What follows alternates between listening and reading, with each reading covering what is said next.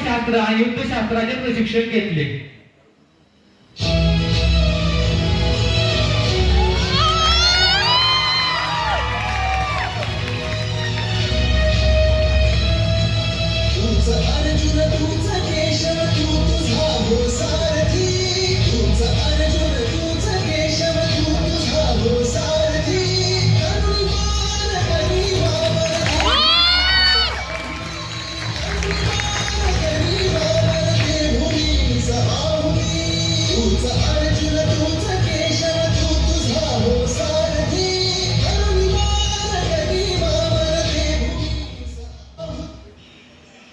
एकटे नेतृत्व कधीही साम्राज्य निर्माण करू शकत नाही. त्यासाठी कर्तबगार माणसे आणि निष्ठावान मावळे असावे लागतात. लहानपणापासूनच शिवरायांनी अशी माणसे पारखायला सुरुवात केली होती. लहानपणापासूनच शिवरायांसोबत तानाजी मालुसरे, यसाजी कंक, बाजी जेठे, सूर्याजी काकडे, सूर्याजी मालुसरे यांसारखे सवंगडी त्यांच्या सोबत होते. या सवंगड्यांना सोबत घेऊन वयाच्या 16व्या वर्षी शिवरायांनी रायरेश्वरावर स्वराज्य संस्थापनेची शपथ घेतली.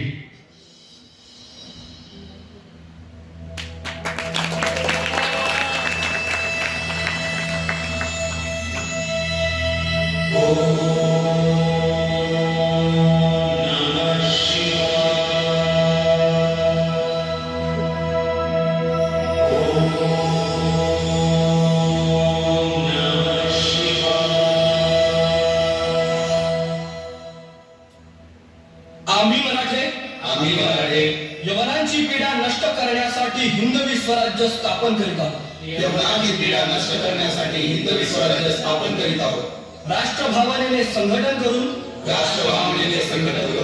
देशावरील परकीयांचे आक्रमण नष्ट करीत आहोत. देशावरील परकीयांचे आक्रमण नष्ट करीत आहोत. स्वकीय व परकीय शत्रूंचे उच्चाटन करण्यासाठी स्वराज्य स्थापन करीत आहोत. यात तू आम्हास यश द्यावे.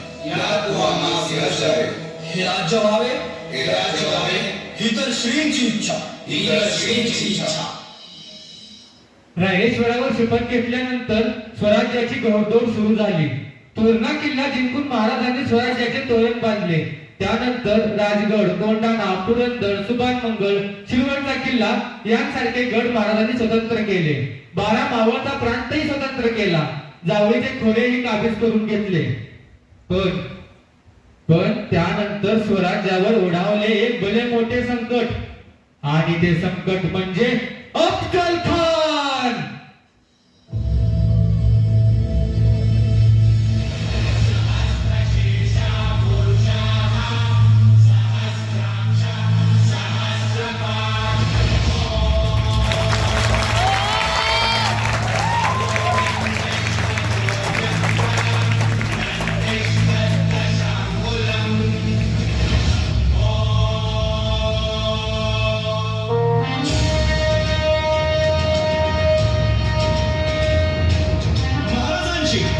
शिवाजी महाराजांची कीर्ती बेफाम होती.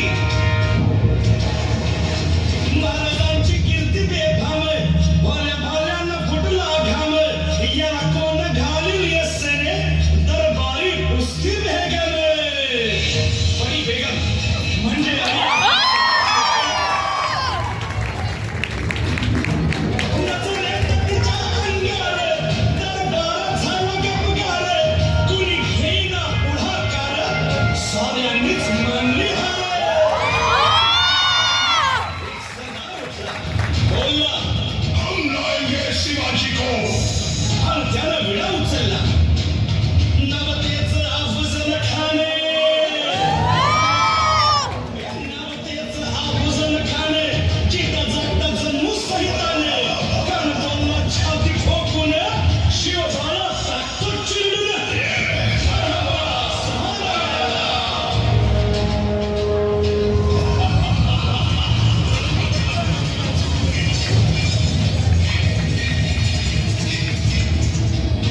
शिवबाचं काय खरं नाही. इकडं निजाम, तिकडं मुघल, पलीकडं इंग्रज.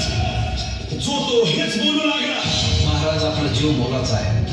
खानाचं सैन्य अफाट आहे. त्याच्या समोर आपला टिकाव लागणं अवघड आहे. काही दिवसांसाठी आपण कुठेतरी अज्ञात स्थळी निघून जा. काय म्हणालात रायबा? मासाहेब, आम्हाला आमच्या जीवाची पर्वा नाही.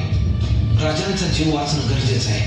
रायबा, शिवबा केवळ आमचा पुत्र नाही, तर अवघ्या मराठी जनांचा स्वाभिमान आहे. या मातेने आपला पुत्र गमावला तरी बेहत्तर, परंतु धाडपणे पळून जाऊन या मराठी मुलखाचा स्वाभिमान गमावता कामा नये.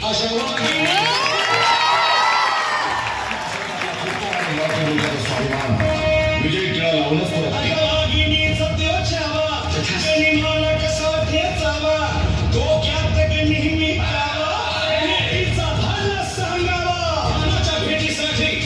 महाराजांना एक शानदार शामियाना उभारला होता. आणि अशा शामियाना